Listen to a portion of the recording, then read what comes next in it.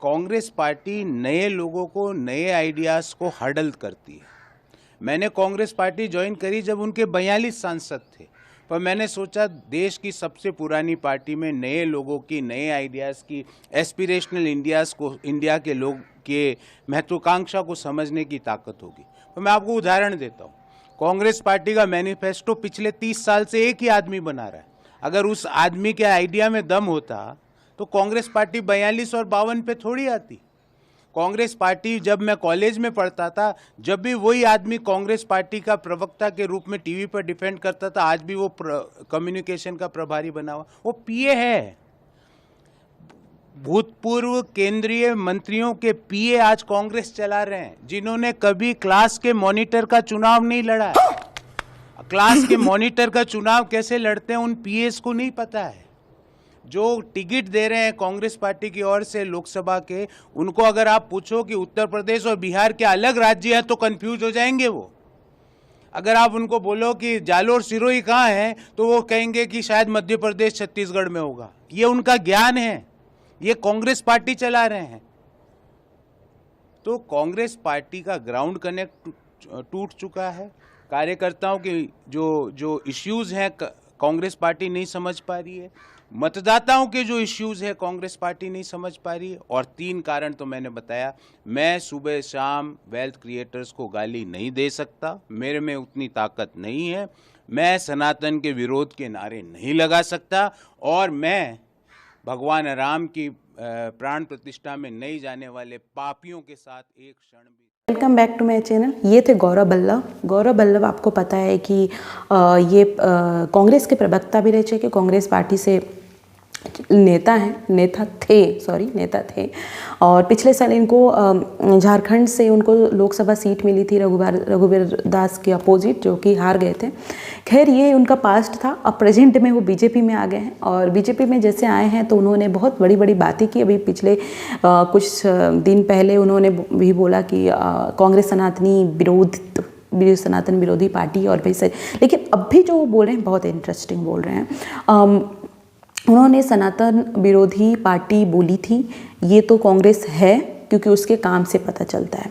दूसरी बात उन्होंने बोला कि जो जयराम रमेश हैं, आप देखते होंगे जब भी राहुल गांधी या तो प्रेस कॉन्फ्रेंस करते हैं या फिर वो यात्रा पे जाते हैं, तो उनके साथ 2 लोग जरूर रहते हैं। एक जयराम रमेश और दूसरे वेणुगोपाल राय।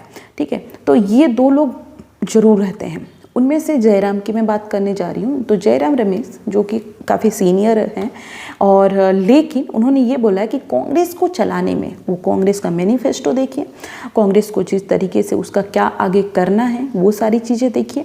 वो कौन कर रहा है? वो कर रहे हैं जयराम रमेश।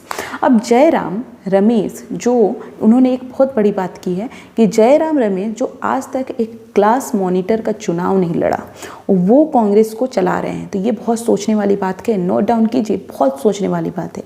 देखिए, चुनाव लड़ना और चुनाव जीतना, ठीक है, ये किताबी भाषा से कभी नहीं आती है। जो लोग ग्राउंड पे नहीं गए हैं, जो लोग सच्चाई नहीं देखे हैं, जो लोग जड़ को नहीं जानते, वो कभी चुनाव नहीं जीत सकते।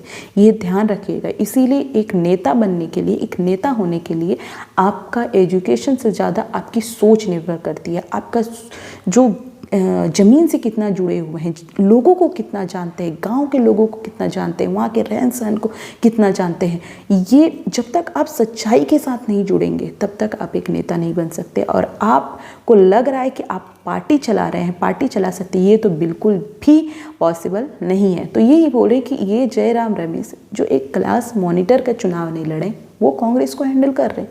और यही कमी है कि कांग्रेस अपने जो भी अच्छे नेता हैं, ऐसा नहीं है, मैं फिर से रिपीट करना चाहती हूँ, नेता कांग्रेस में भी नेता अच्छे थे, लेकिन बहुत लोगों ने तो छोड़ भी दिया।